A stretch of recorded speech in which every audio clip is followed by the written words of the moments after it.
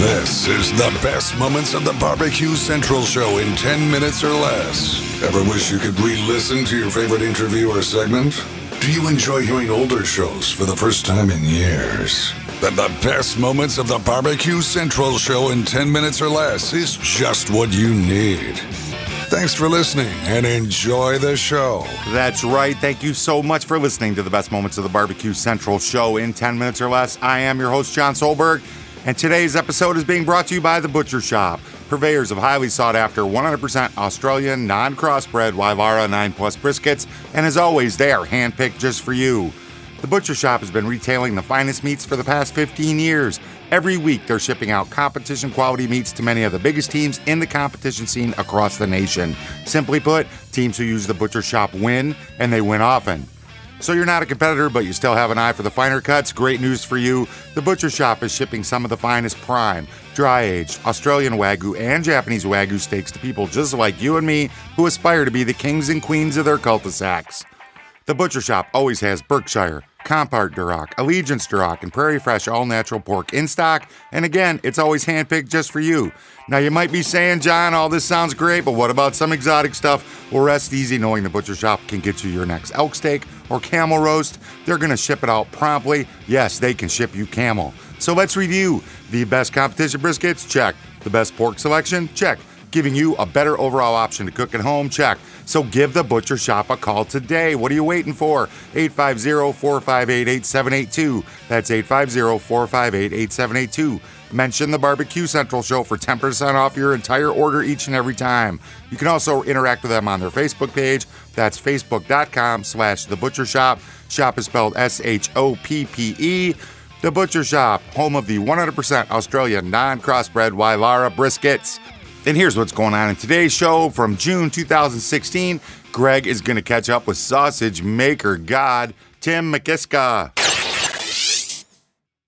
All right, my first guest in the second hour has to be considered one of, if not the top sausage makers in all the land. Look at the review posts around the internet, see the clients serving his products in their restaurants. You've seen him on a number of TV shows. In fact, his sausage products has made it all the way up here to the west side of Cleveland, Ohio, the NBA capital of the world. Let's head over to the hotline and welcome first-timer to the show, Tim Mikeska, joining me. Tim, how are you, buddy? I'm doing great, Greg. Tim, I appreciate you making time for the show tonight. And let me get my video thing all squared away here. Sausage, of course, now stuff of legend. That's not you. That's a girl. Let me get you off. Here we go. The sausage stuff of legend. So not just in Texas, but it's exploding across the country. However, one does not hold the nameplate, the First Family of BBQ, by doing this barbecue thing and sausage thing for like a short period of time. This is something that stretches way back into the Mikeska lineage, correct? Way back, yes. Very fortunate. My great-grandfather came from this country, from Moravia, or which now Czech Republic, and they were butchers.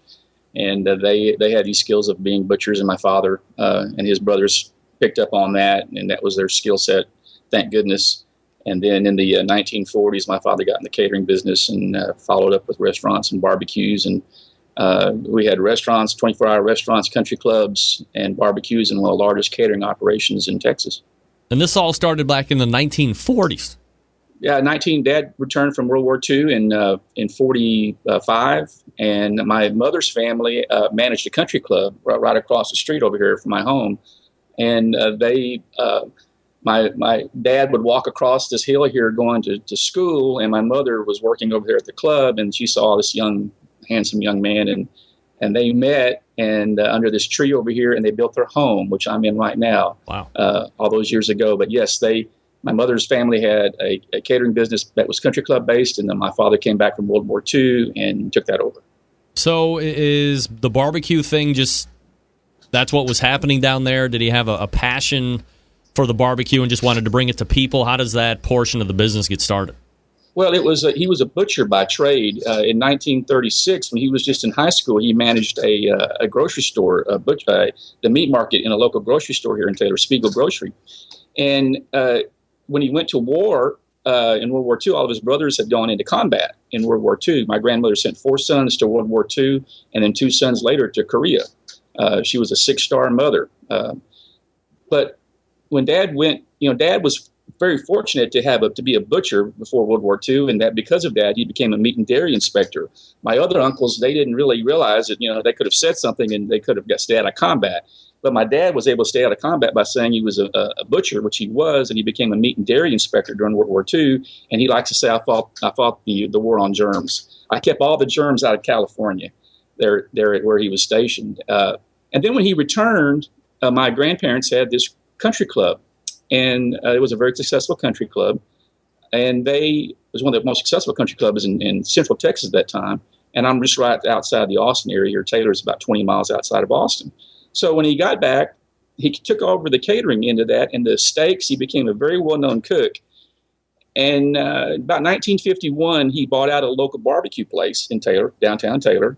And my dad had 4 barbecue joints in downtown Taylor, one in Temple, which is about 40 miles north. And he also had a 24-hour restaurant in nearby Georgetown, and he had this catering and country club. Oh. That's how I was born into this family. That's what they were doing when I was born. It's rare to be around in any business nowadays for 20 or 30 years, let alone the time your family has seen in this. What do you think have kind of really been those pillars of success, not only starting out, but keeping it going and, more importantly, growing over the years? Well, my father was a people person. He loved people, and he loved to be around people. And, he used to tell me, he says, we're really not in the business to make money. We're not in the business to be famous and have a fortune. We're in the business of making smiles. And he says, if we can make people smile with our food, all that other stuff will come right upon itself as we progress. And I noticed from when I was very little how much he loved people. And I don't think you can be in the restaurant business and have one of the largest catering operations in Texas and do all these things and not love people. And I think that was his key. And his brothers followed suit. We were called the First Family of Texas BBQ by Texas Monthly Magazine in 1986, because at that time, my father, along with his brothers in Temple, Uncle Clem, and then Uncle Maurice in El Campo, Uncle Jerry in Columbus, Texas, and then Uncle Louis in Temple, Texas, and then Uncle Mike in Smithfield, Texas, and us in Taylor, Texas. We were all in the business long before barbecue was cool. Was barbecue not cool at some point? I don't recall that. It's cool now. It is hipster cool. This is the epiphany of this hipster cool movement. It's been going on now from I'd say we're about 6 years into it. Tim Mikeska joining me from Mikeska Brands, the website, MikeskaBrands.com, if you want to check it out here and see what we're talking about. So by trade, I mean, everybody knows Mikeska sausage and all the other products that you have, but by trade, you're also a butcher. So how do you find the evolution of being a butcher? Is it something that you see, and maybe it's different in Texas than in other parts of the country, but from what I hear hosting this show week in, week out over the last 8 years, I hear a lot of people say, man, it's really hard to find a good butcher shop. Now, here in Cleveland, there's still like a lot of ethnic pockets, and there's some really good, family-owned butcher shops. But at least from what I'm hearing, that might be something that's kind of going to the wayside. How are you seeing butcher shops across the country, and I guess specifically in the Texas area? It's coming back. Whole animal, whole carcass butchery and custom meat markets are coming back. But you're correct. From the height of the market in the 60s and 70s to beginning about the mid-80s with this boxed beef that everybody had.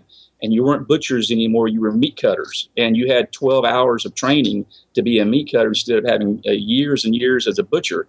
Many meat cutters didn't know how to process a live animal and safely process it. So now that did go away, but now it's starting to come back. We're starting to see more and more custom butcher shops. And we're starting to see people who are smart purchasers, buyers like yourself that know good meat, and they don't want to go to a big box store and buy something that's come out of a box. They want to see something that comes off a carcass. And so this is coming back, Greg. And something interesting, if you take a look at the history, and if you've read anything on the Texas Monthly blog about how a lot of these businesses came about, you will see that a lot of them came from butcher shops.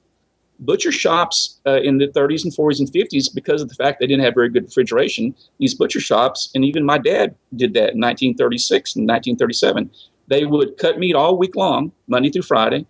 And then what they couldn't hold any longer, they had two options. One, make sausage. Thank you. Two, they had to cook it. And so a lot of these butcher shops, my dad being one of them, went from a butcher shop to a barbecue. And you can look down in Lockhart, Texas. You can look in, all over Texas that have Czech, German butchers. A lot of that barbecue evolved from that.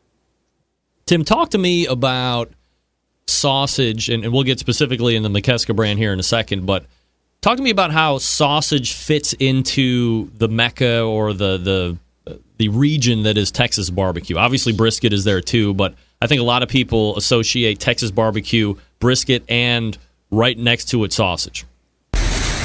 Want to learn how sausage fits into the mecca of Texas barbecue? Yes, you do. Head on over to thebbqcentralshow.com. Link in today's show notes will take you to this complete episode. It is a fantastic, complete interview. Could be one of my nominees for a Barbecue Central Show Guest Hall of Fame right here. Don't want to reveal anything too soon. Go on over there and check that out. While you're on the internet, pop over to Facebook, check out The Butcher Shop. Facebook.com/The Butcher Shop. Shop is spelled SHOPPE. Make sure that you mention the Barbecue Central Show when you place an order, and you're going to save 10% each and every time. Thank you so much for listening today. And until next time on the best moments of the Barbecue Central Show in 10 minutes or less, I'm your host, John Solberg. I'm looking forward to talking to you again soon.